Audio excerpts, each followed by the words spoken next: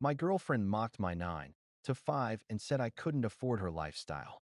I let the lease expire and moved out. Now she's broke, calling me from her mom's couch. When people ask me why I stayed with Lena as long as I did, I usually answer with a shrug and a joke. I guess I was trying to see how far charm and a pretty face could stretch against common sense. But the truth is more complicated. She wasn't just a pretty face. She was magnetic. You could feel it in a room. She walked in, and the energy shifted toward her, like she carried her own gravitational pull. When we first met, I thought I'd won the lottery. She was stylish, ambitious, and endlessly social. I worked a steady job in IT. Nothing flashy, nothing wild, but comfortable. Lena was in marketing, and she played it up as though she was climbing the corporate ladder faster than anyone else in her circle. The early days of our relationship felt like a montage. Rooftop bars, impromptu weekend trips, expensive brunches with bottomless mimosas. She was always dressed to the nines, always smiling, always pushing us into spaces I never thought I'd be part of. For a while, it felt intoxicating. But slowly, the cracks began to show. The trips? Mostly charged to my credit card. The brunches? I noticed she'd conveniently forget her wallet or claim her paycheck hadn't cleared yet. And the luxury apartment we ended up moving into after a year? Well, I signed the lease because she insisted we deserve this lifestyle, but the rent check always came from my account. I wasn't blind. I told myself it was temporary, that she was in a career field where the big money would come later. I told myself I was investing in us. And I told myself that her charm and presence, her ability to light up my life in ways I'd never experienced, made it worth it. But there's only so much you can rationalize before reality kicks you in the teeth. The breaking point came one Friday night in March. We'd been out with a few of her friends at this ridiculously overpriced rooftop lounge downtown. One of those places where a single cocktail runs you $30 and the ice cubes probably have a pedigree. I paid the bill, as usual. As we walked back to our apartment, I tried to start a conversation I'd been avoiding for months. Lena, I said, carefully, we need to talk about our budget. Rent is due soon, and with everything else, it's starting to get tight. She rolled her eyes. God, you sound like my dad. I bit back a retort and tried again. I'm serious. I'm covering almost everything right now. I need you to step up if we're going to keep living like this. That's when she stopped walking, turned to me with that sharp little smile she got when she was about to deliver a dagger, and said it. You work a 9 to 5. You can't afford my lifestyle. She sneered it, like it was obvious, like she was doing me a favor by stating the truth. For a moment, I just stood there, the city lights blurring behind her. Something in me went very still. I think she expected me to fight back, to argue, to beg for her to take me seriously. That was our usual pattern. She'd throw a cutting remark, I'd defend myself, she'd twist it into a joke or a sulk, and we'd end up back at square one. But this time, I didn't argue. You're right, I said quietly. She blinked, caught off guard. What's that supposed to mean? I didn't answer. I just started walking again, my mind already turning over the decision I didn't even realize I'd made until that moment. For the next 2 weeks, I played along, paid the bills, took her out, slept beside her in the too big bed of the too expensive apartment. But in the background, I was preparing. I called the leasing office. Our contract was set to expire in 6 weeks. Perfect. I told them I wouldn't be renewing. I found a smaller, quieter place on the other side of town. Not glamorous, but solid. Within my budget, with enough space for me and my sanity. I started quietly boxing up my things, just the essentials, just the items I'd bought myself. You'd be surprised how little in that luxury apartment actually belonged to her. The couch? Mine. The kitchenware? Mine. The TV? Mine. She owned the clothes and the cosmetics and the stacks of designer bags she'd sweet-talked me into gifting over the years. The rest? Paid for by me, which meant I had no qualms about taking it with me. The day I moved out wasn't dramatic. I didn't leave a big speech or some cinematic confrontation. I just waited until she was out with friends, loaded up a rented van, and dropped the keys off at the leasing office. When she came home to an empty apartment, I imagined she was furious. I know, because the call started within an hour. At first, they were confused. Where are you? Did you forget something? Then they turned angry. You can't just leave. How dare you? Then they turned desperate. Please, just come back. We can work this out. I didn't mean what I said. I didn't answer any of them. By the end of the week, the calls turned pitiful. She was back at her mom's house, curled up on the couch, texting me paragraphs about how she needed me and couldn't adjust to this lifestyle shift. I read them. I didn't reply, because the sneers still echoed in my mind. You can't afford my lifestyle. She was right. I couldn't. And I finally realized I didn't want to. The silence in my new apartment was deafening at first. No clacking of her high heels in the hallway, no endless stream of her friends coming over unannounced, no soundtrack of laughter and clinking glasses from nights out I didn't even want to attend. Just me, my couch, and the hum of the fridge. I'd half expected loneliness to hit me like a truck, but instead, it was relief. For the first time in months, maybe years, I felt like I could breathe. Of course, Lena didn't let me breathe for long. The first week after I left, my phone might as well have been a siren. Dozens of calls, back to back. Then texts, long rambling essays peppered with crying emojis, alternating between apologies and accusations. You blindsided me. You embarrassed me. You abandoned me when I needed you. Followed by, I can change. Please just give me another chance. I didn't mean what I said. You know I was stressed. Come on, baby, don't throw away everything we built. I ignored them all. By week 2, her tone shifted. Screenshots from her mom's house. A pile of clothes in trash bags in the corner of a guest room. Captions like, "This is what you left me with." Selfies of her looking miserable. Is this what you wanted? To see me broken? And then, the guilt tripping escalated. You'll never find someone who loves you like I do. I sacrificed so much for us. My mom says you're heartless for doing this. That one stung more than I'd like to admit. I'd always gotten along with her mom, a warm woman who once told me I was the best thing that ever happened to Lena. But now, apparently, I was the villain. A few days later, I got a call from a mutual friend, James. He sounded uncomfortable. "Hey man, Lena's been telling people you ditched her out of nowhere, that you just got up and walked away with no explanation." I sighed.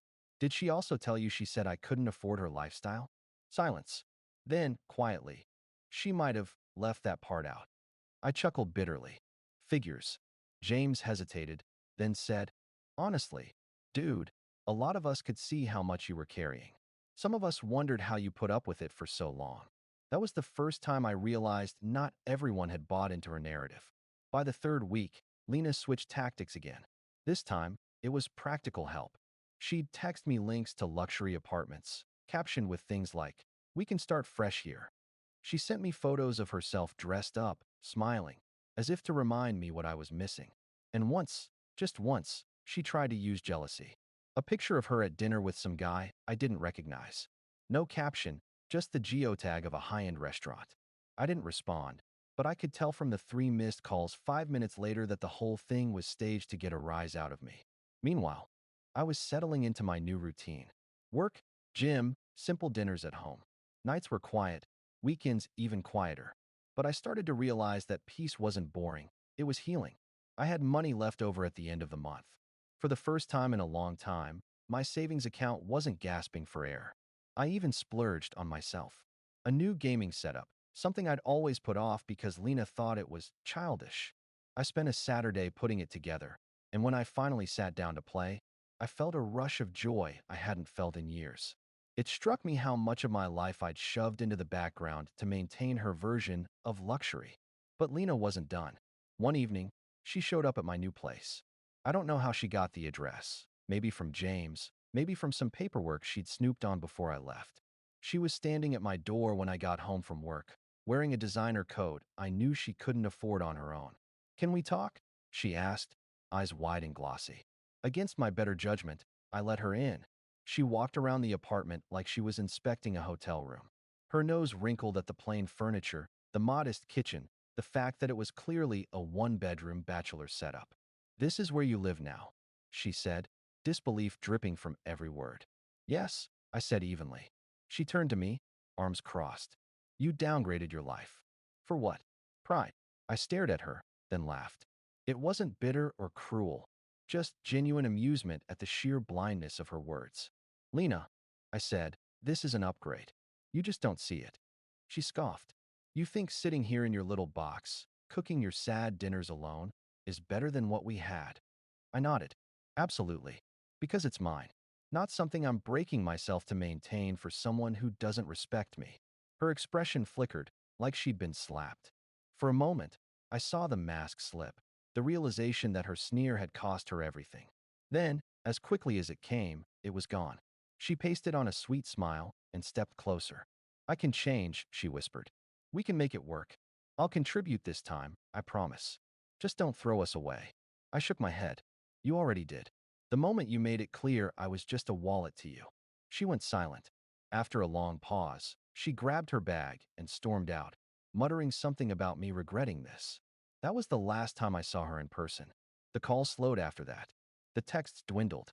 Eventually, all that was left was the occasional bitter social media post I'd hear about through friends, cryptic quotes about betrayal, captions about fake men who couldn't handle a real woman. I didn't reply. I didn't defend myself. I didn't need to. Because every night, when I came home to my small, quiet apartment, cooked my own dinner, and sat down at my new setup with money still in the bank, I realized something. I hadn't lost a thing. I'd gained everything I'd been missing. Peace, independence, self-respect. And Lena? Well, last I heard, she was still at her mom's, scrolling through apartment listings she couldn't afford, wondering why the calls she made to me never got answered. Update 1. It's been about 3 months since I walked away from Lena and the so-called lifestyle she thought I couldn't afford without her. To be clear, she was right about one thing. I couldn't afford her lifestyle. Not because my job didn't pay enough, but because her version of living was nothing but burning through money on superficial nonsense. And once I stopped pouring cash into keeping her entertained, I realized something shocking. My life wasn't just sustainable, it was thriving. The first big change was financial. When I was with Lena, it felt like my paychecks had holes in them. Every weekend was another overpriced dinner. Every other week, some new piece of must-have furniture. Designer clothes, spontaneous trips, endless Uber rides because she refused to walk more than 2 blocks in heels. By the time rent cleared on the luxury apartment she insisted on, I was usually counting pennies. Now, I'm saving nearly half my income every month. My credit card balance is at zero. My savings account, once gasping for air, finally looks healthy. I even treated myself. Nothing crazy, just things that make my life mine. A proper gaming setup, a bike for weekend rides, some cooking gear that makes dinner at home feel like a luxury in itself. And the best part? I don't feel guilty spending money on myself anymore. Socially, things shifted too. At first, I worried I'd be isolated. Lena was always the social butterfly, pulling me into her whirlwind of friends, parties, and networking events that were really just excuses to drink champagne and post photos. But here's the kicker. Once people realized I wasn't paying for those nights anymore, most of them vanished. It stung at first. I thought some of them were genuinely my friends. But looking back, I can see what they were really drawn to, the endless cycle of luxury that I was funding. The people who stuck around, though, those are real friends. James, the one who warned me about Lena twisting the story, has become a close confidant. We grab beers after work, hit the gym together, just normal stuff. No performance, no keeping up appearances. It feels good to know who's real and who's just there for the ride. Of course, Lena hasn't completely disappeared. Her calls slowed down after that last confrontation in my apartment, but every now and then, I'll get a text from an unknown number. Burner phones. Always her. Sometimes it's nostalgic. Remember our trip to Miami? We were so good together. Sometimes it's manipulative. I'm really struggling. I can't believe you'd abandon me like this. And sometimes it's outright hostile. You'll regret this when I'm with someone better. I don't respond to any of it, but I do hear about her through the grapevine. Apparently, she's been couch hopping between her mom's place and a couple of friends' apartments. There's someone better she bragged about? A guy with money, sure, but from what I've heard, he's already sick of her constant demands. One friend told me she tried moving in with him after just a month, and he shut that down fast. It seems Lena hasn't realized yet that her lifestyle requires a very specific kind of man, one willing to bankroll her without question. And men like that don't line up for long once they realize there's nothing beneath the surface but entitlement. As for me, the biggest surprise has been how peaceful life feels. No constant anxiety over whether I can cover rent and her credit card bill. No walking on eggshells around her moods. No subtle digs about how my job was just average compared to her Instagram-fueled vision of wealth. Instead, I wake up, make coffee in my quiet kitchen, and actually look forward to the day. I've started cooking more, biking on weekends, even reading again. Things I used to enjoy before my life turned into a hamster wheel of paying for Lena's definition of fun. I won't lie, sometimes I miss the rush. The fancy dinners, the spontaneous trips, the glossy surface of it all. But then I remember the pit in my stomach every time the bill arrived, the dread of checking my bank account, the exhaustion of carrying someone who didn't respect me. The calm I have now, it's worth more than any champagne brunch. There's one moment that really sealed it for me. A couple of weeks ago, Lena showed up at my job. I guess she was running out of ways to get my attention. She was dressed to the nines, as always, but I could see the cracks. Her nails weren't freshly done, her shoes were scuffed, her hair not as polished as before. She cornered me in the lobby, right as I was leaving. "Can we talk?" she said, her voice almost desperate. I hesitated, then nodded. We stepped outside, and she launched into a speech about how much she'd changed, how she'd learned her lesson, how she just wanted another chance. "You don't understand," she said, her eyes shining. "I loved the life we had together. We were so close to everything I ever dreamed of." I just looked at her for a long moment. Then I said, "That's the problem, Lena. You love the life. Not me." Her face crumpled. She tried to argue, tried to spin it, but I shook my head and walked away. That was the last time I saw her in person. So here I am, 3 months out, and for the first time in years, I feel like I'm living on my own terms. I don't know what the future holds. Maybe a new relationship someday, maybe not. But one thing I do know, I'll never again be someone's wallet with a pulse. And every time my phone buzzes with another burner number, I smile, put it face down, and keep living my life. Because the real luxury? It isn't designer clothes, five-star dinners, or skyline apartments. It's peace. Final update. It's been nearly 9 months since Lena and I split, and enough has happened that it feels like I'm living in an entirely different life. If the first few months were about adjusting to the quiet, the peace, and rediscovering myself, these last few have been about watching the fallout of Lena's choices unfold and realizing just how narrowly I dodged a bullet. The first real bombshell dropped in late spring. I got a call from James, my closest friend, one evening. He sounded almost hesitant. "Hey, man, you might want to sit down. Lena's name is making the rounds." Turns out Lena's financial house of cards collapsed. After burning bridges with her new boyfriend, the wealthy guy she tried to latch onto after me, she apparently maxed out 3 credit cards in his name. He cut her off immediately and threatened to sue. Word spread fast, and suddenly the friends who once praised her glamorous lifestyle started whispering about fraud and desperation. From what I heard, she moved back into her mom's place permanently, not just crashing there. That lifestyle she mocked me for not affording? She's living in her childhood bedroom, eating home-cooked meals, and borrowing money for ride shares. The irony wasn't lost on me. The second turning point came when she tried, again, to reach out. This time, it wasn't a burner phone text. It was a handwritten letter, slipped under the door of my new place. The envelope was thick, the handwriting messy. Inside, a 5-page plea. She wrote about how she realized she'd taken me for granted, how she missed the stability, the safety I provided, how she'd been humbled by the last few months. There was even a line that read, "I don't need the penthouse or the champagne anymore. I just need you." I sat with that letter for a long time. Part of me, the old me, felt a tug of sympathy. I remembered the good times, the laughs, the trips where it seemed like we were actually happy. But then I thought about the countless times she sneered at my job, the way she'd roll her eyes at my boring routine, the way she openly said, "You can't afford me." And I realized this letter wasn't about love. It was about survival. She didn't miss me. She missed what I provided. So I slid the letter back into the envelope, taped it shut, and dropped it in the trash. The last piece of closure came in the most unexpected way. My company hosted a networking event downtown, one of those half-work, half-social things. I almost skipped it, but James pushed me to go. Halfway through the evening, I saw Lena. She wasn't a guest. She was working the event, handing out flyers for some new luxury wellness brand. She spotted me instantly. Her face froze, then rearranged itself into a practiced smile. She walked over, clutching her stack of flyers. "Hey," she said softly. "You look good." I nodded. "Thanks. How've you been?" Her mask slipped for just a second.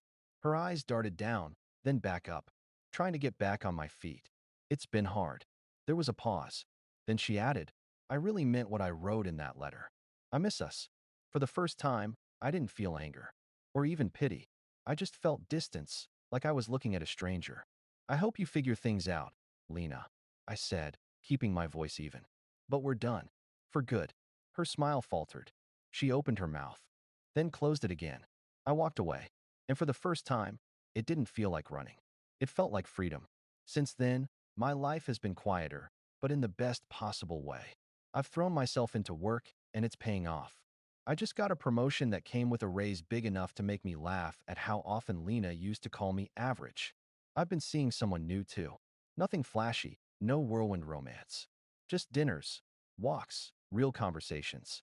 She works as a nurse, and the first time she picked up the check without hesitation, I almost cried. Not because of the money, but because it felt like a partnership, not a transaction. I don't know where it's going, but it feels healthy. And that's enough. Looking back, I think the hardest lesson was realizing that Lena wasn't some villain twirling a mustache. She's not evil, just selfish, short-sighted, and addicted to the idea of a life she never earned. And in her own way, she probably did love me, as much as she was capable of. But love, without respect, without balance, isn't really love. It's dependence. When I stopped feeding that dependence, she crumbled. And I grew. So here's where I'll leave it. If you're reading this and you've ever felt like you were being drained, financially, emotionally, mentally, by someone who claimed to love you, I'll say this. You don't have to argue. You don't have to fight to prove your worth. You don't even have to get revenge. Sometimes, the most powerful thing you can do is exactly what I did.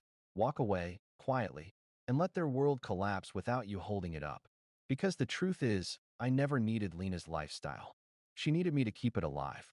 And the second I stopped, she learned the one lesson she never wanted to face. The life she bragged about only existed because of the man she thought wasn't enough. Now, I'm more than enough for myself. And that's the kind of wealth no one can take.